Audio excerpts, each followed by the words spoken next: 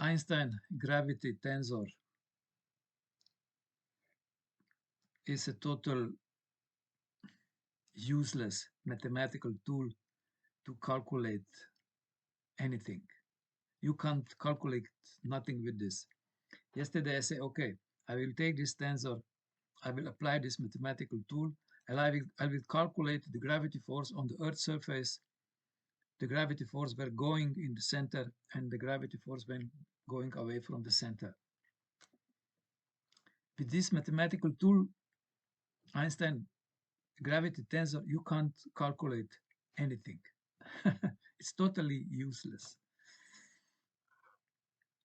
And more than this, now for 100 years, physicists are discussing which are the units of this tensor. And some of them also say that this tensor has no units. We know in physics that gravitational force is a force, and force we measure with newtons.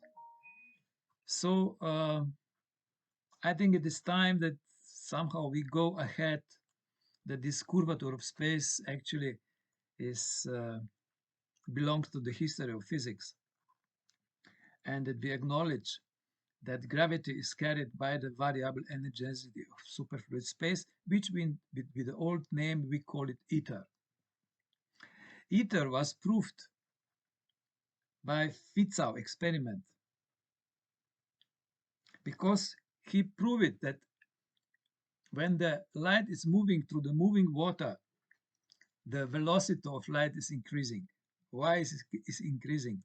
Because moving water is also moving ether. And for the external observer, then the velocity of light is increasing, is velocity of light plus velocity of water motion.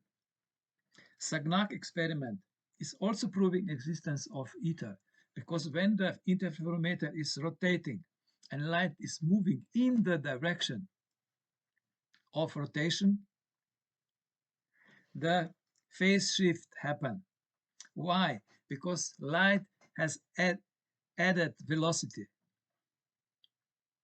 Velocity of light plus velocity for of the moving ether, because ether is rotating with the interferometer.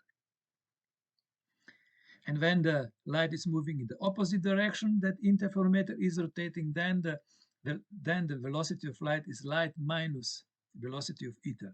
I calculated myself velocity of ether on the Earth's surface, and it's about 77% of velocity of the Earth's surface rotation.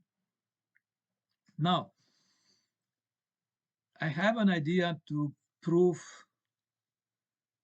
that ether exists and that the light is a wave of ether, excitation of ether, this so-called superfluid space. The experiment proposal you have on the first page of this YouTube channel, on this YouTube, this one, and how it works. We take a water tube,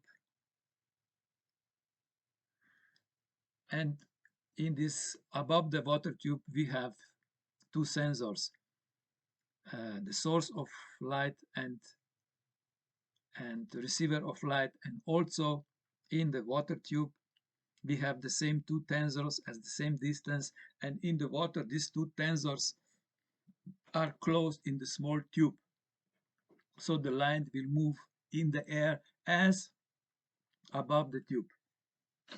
And when we will put moving water in the tube, what will happen? That this moving water also will change velocity of light. Okay. According to as physics is today, the duration of light above the tube and inside the tube should be the same. But it will not be the same, because water will change velocity of ether and this can be measured.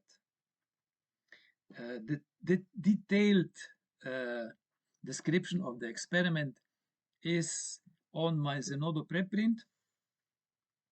You open this link below, you check the entire article, but then in details you see chapter 4, and I think the figure is 9.